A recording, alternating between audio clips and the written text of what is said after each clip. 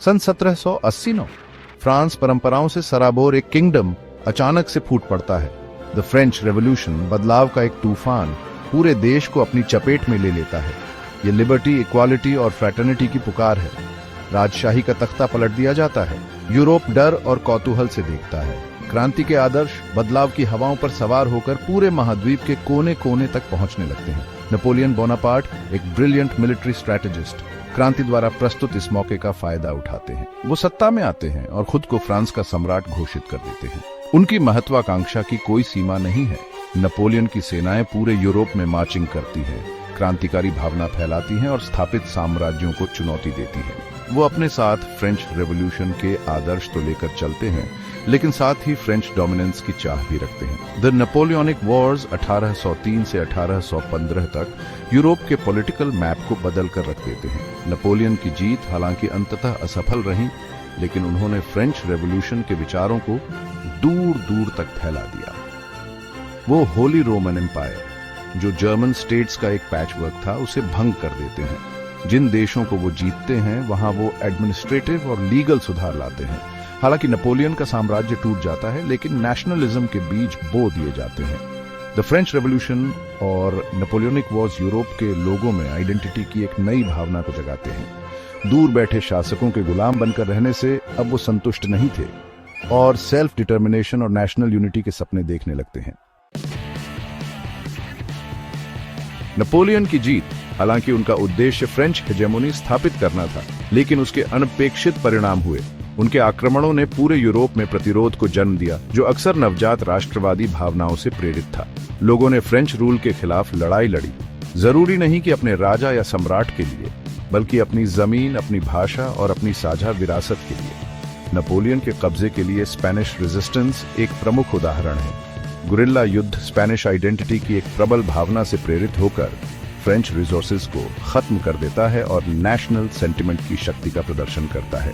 इसी तरह German states में विदेशी कब्जे के अपमान ने एकीकरण और स्वतंत्रता की इच्छा को हवा दी। नेपोलियन का पतन 1815 में वाटरलू में उनकी हार से चिह्नित नेशनलिज्म की लपटों को बुझाने में असफल रहा, जिसे उन्होंने अनजाने में जलाया था। इसके बजाय कांग्रेस ऑफ वियना, जिसे पोस्ट नेपोलियनिक यूरोप में व्यवस्था बहाल करने के लिए बुलाया गया था, ने अनजाने में नेशनलिस्ट मूवमेंट्स को फलने फूलने के लिए उपजाऊ जमीन प्रदान की। कांग्रेस ऑफ वियना, जिसमें कंजर्वेटिव पावर्स का दबदबा था, ने समय को पीछे करने, पुराने राजवंशों को फिर से स्थापित करने और उदार और राष्ट्रवादी आकांक्षाओं को दबाने की मांग की। द फ्रेंच रेवोल्यूशन द्वारा उन्मुक्त ताकतों को दबाने का यह प्रयास निष्फल साबित हुआ। राष्ट्रवाद के बीज बहुत गहराई से बोए गए थे और वे जल्द ही पूरे यूरोप में शक्तिशाली आंदोलनों के रूप में अंकुरित होंगे।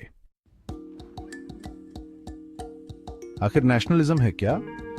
ये एक शक्तिशाली ताकत है जो लोगों को अपनेपन की साझा भावना के आधार पर एक साथ जोड़ती है। अपनेपन की यह भावना, ये साझा पहचान, सामान्य भाषा, इतिहास, संस्कृति और परंपराओं में निहित है।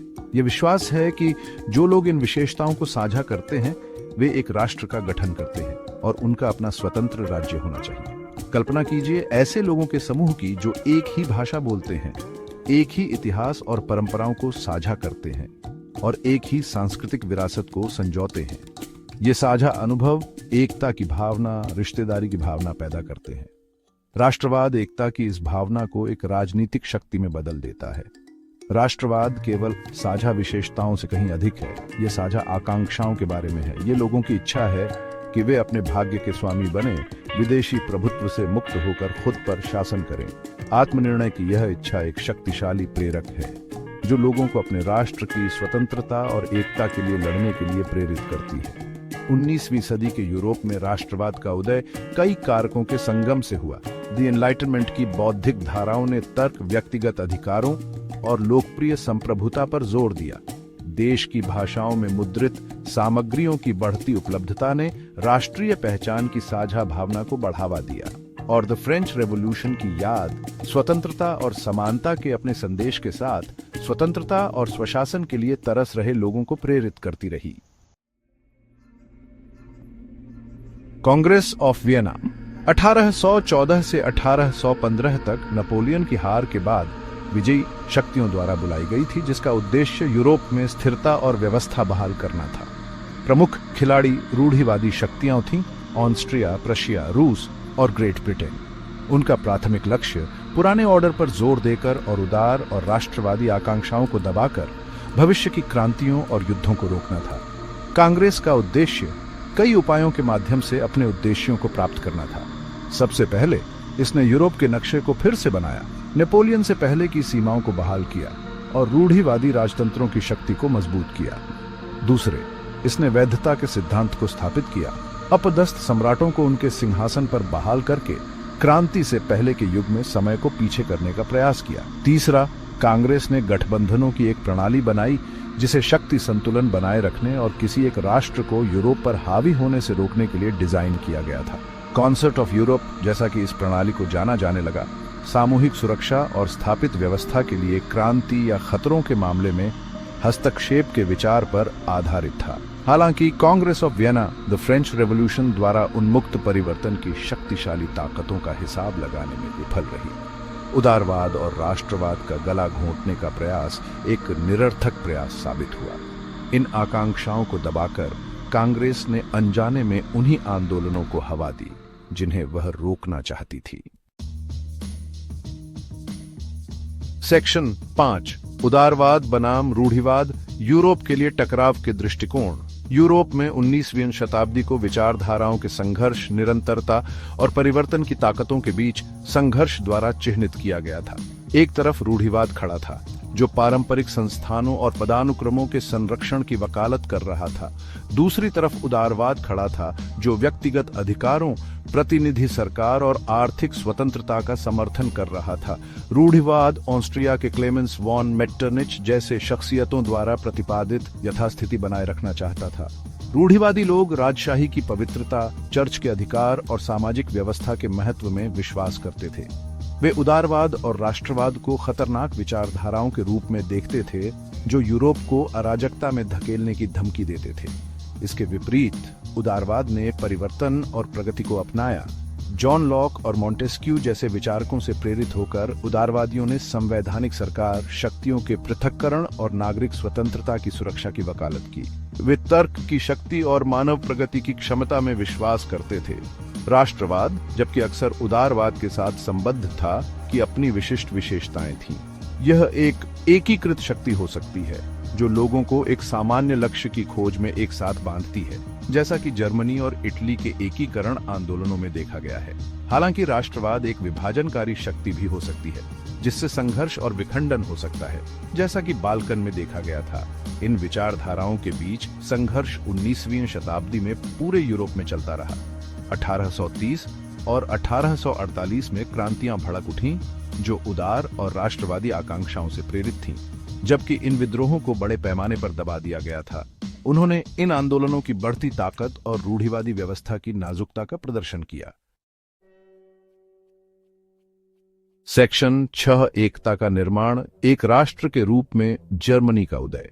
सदियों से जर्मन भाषी लोग राज्यों, डची और रियासतों के एक चिथड़े में विभाजित थे।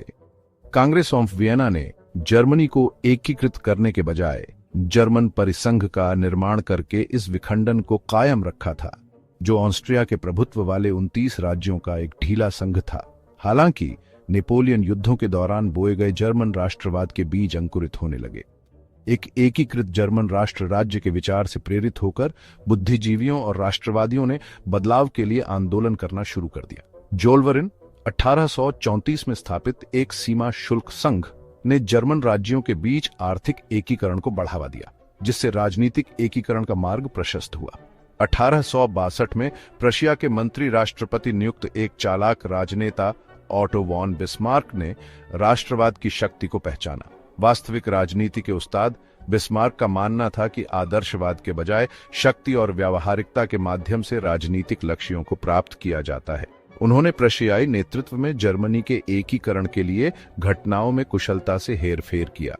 सावधानी पूर्वक नियोजित युद्धों की एक श्रृंखला के माध्यम से 1864 में दूसरा श्लेस्विग युद्ध, 1866 में ऑस्ट्रो प्रशियाई युद्ध और 1870 से 1871 तक फ्रैंको प्रशियाई युद्ध, बिस्मार्क ने अपने उद्देश्य को प्राप्त किया।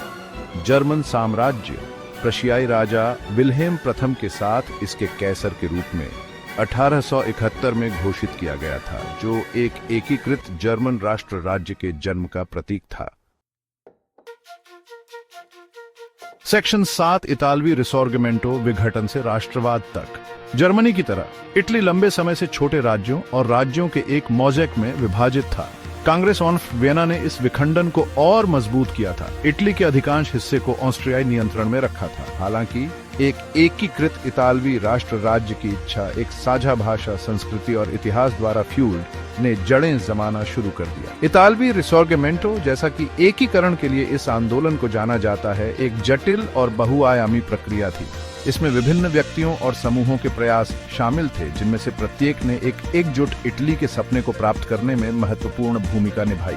एक भावुक राष्ट्रवादी लेखक और कार्यकर्ता ग्यूसेप माजनी ने रिसोर्गमेंटो की वैचारिक नींव को आकार देने में महत्वपूर्ण भूमिका निभाई। उनके यंग इटली आंदोलन, जिसकी स्थापना 1831 में हुई थी, ने एक एकजुट गणतंत्र इटली के अपने दृष्टिकोण से इटालियंस की पीढ़ियों को प्रेरित किया। पीडमोंट सार्डिनिया के चतुर प्रधानमंत्री काउंट कैमिलो बेंसो डी कैवोर ने एकीकरण के लिए एक व्यावहारिक दृष्टिकोण की आवश्यकता को पहचाना। उनका मानना था कि इतालवी एकता केवल कूटनीति और सैन्य शक्ति के संयोजन से ही प्राप्त की जा सकती है। कैवोर ने कुशलता से पीडमोंट सार्डिनिया को सत्ता की स्थिति में ले जाया, फ्रांस और ग्रेट ब्रिटेन के साथ गठबंधन हासिल किया। एक करिश्माई सैन्य नेता ग्यूसेप गैरिबाल्डी ने एकीकरण के लिए सैन्य संघर्ष में एक महत्वपूर्ण भूमिका निभाई। 1860 में उन्होंने अपनी स्वयंसेवी सेना रेड शर्ट्स का नेतृत्व किया, दक्षिणी इटली को बोर्बन शासन से मुक्त करने के लिए एक साहसी अभियान में। गैरिबाल्डी की सैन्य सफलताओं ने पीडमोंट सार्डिनिया के नेतृत्व में इटली के एकीकरण का मार्ग प्रशस्त किया। 1861 में इटली के राज्य की घोषणा की गई, जिसमें पीडमोंट सार्डिनिया के विक्टर इम्मानुएल द्वितीय को इसका राजा बनाया गया। रोम पर कब्जा करने के साथ 1870 में एकीकरण प्रक्रिया पूरी हुई, जो नए एकीकृत इतालवी राष्ट्र की राजधानी बनी। सेक्शन 8 बाल्कन टिंडर बॉक्स, दक्षिण पूर्वी यूरोप में राष्ट्रवाद और संघर्ष। बाल्कन प्रायद्वीप विविध जातियों, भाषाओं और धर्मों का क्षेत्र 19वीं शताब्दी में राष्ट्रवाद का केंद्र बन गया।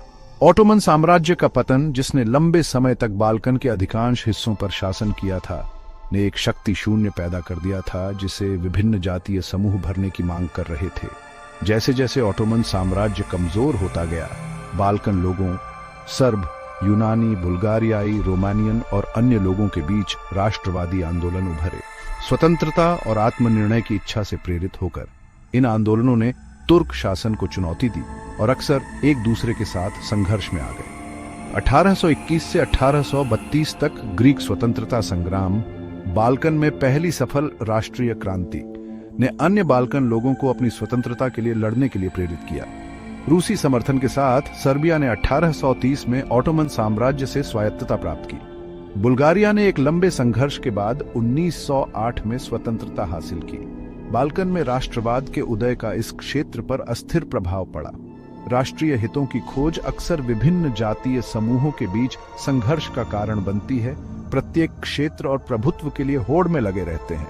1912 से 1913 तक के बाल्कन युद्ध, एम मैसेडोनिया और अन्य विवादित क्षेत्रों पर संघर्षों की एक श्रृंखला ने इस क्षेत्र में राष्ट्रवाद और क्षेत्रीय महत्वाकांक्षाओं के अस्थिर मिश्रण का उदाहरण दिया।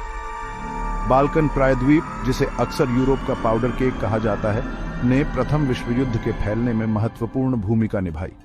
1914 में साराजेवो में ऑस्ट्रिया हंगरी के आर्कड्यूक फ्रांस फर्डिनेंड की हत्या एक सर्बियाई राष्ट्रवादी द्वारा उन घटनाओं की श्रृंखला को प्रज्वलित किया जिसने यूरोप को युद्ध में धकेल दिया। सेक्शन 9 राष्ट्रवाद की विरासत, एक दोधारी तलवार। आधुनिक दुनिया को आकार देने में एक शक्तिशाली शक्ति राष्ट्रवाद ने एक अस्पष्ट विरासत छोड़ी है।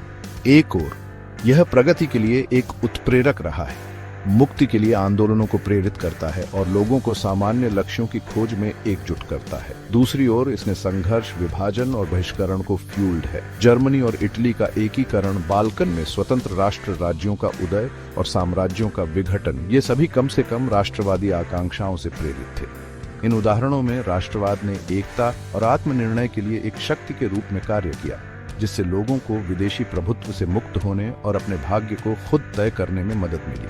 हालांकि विभाजन और बहिष्कार के लिए राष्ट्रवाद की क्षमता को नजरअंदाज नहीं किया जा सकता है। बाल्कन में जातीय राष्ट्रवाद के उदय से संघर्ष और अस्थिरता पैदा हुई। राष्ट्रीय हितों की खोज अक्सर अल्पसंख्यक अधिकारों की कीमत पर होती थी, जिससे भेदभाव और उत्पीड़न होता था। अपने सबसे चरम रूपों में राष्ट्रवाद फासीवाद और नाजीवाद में बदल गया। विचारधाराएं अकल्पनीय अत्याचारों के लिए जिम्मेदार थीं। राष्ट्रवाद की विरासत जटिल और बहुआयामी है। यह अच्छे और बुरे दोनों के लिए एक ताकत रही है। साहस और निस्वार्थता के महान कार्यों को प्रेरित करने में सक्षम है, बल्कि घृणा, हिंसा और विनाश को बढ़ावा देने में भी सक्षम है। राष्ट्रवाद की जटिलताओं को समझना, एकता और विभाजन दोनों के लिए इसकी क्षमता एक ऐसी दुनिया की चुनौतियों को नेविगेट करने के लिए महत्वपूर्ण है जो अभी भी अपनी स्थायी विरासत से जूझ रही है। अंत में, राष्ट्रवाद किसी भी शक्तिशाली शक्ति की तरह एक दोधारी तलवार हो सकती है। इसमें लोगों को सामान्य लक्ष्यों की खोज में एकजुट करने की क्षमता है, लेकिन यह कलह और संघर्ष के बीज भी बो सकता है। जैसे जैसे हम 21वीं सदी की जटिलताओं को नेविगेट करते हैं, राष्ट्रवाद की बारीकियों को समझना पहले से कहीं अधिक महत्वपूर्ण है।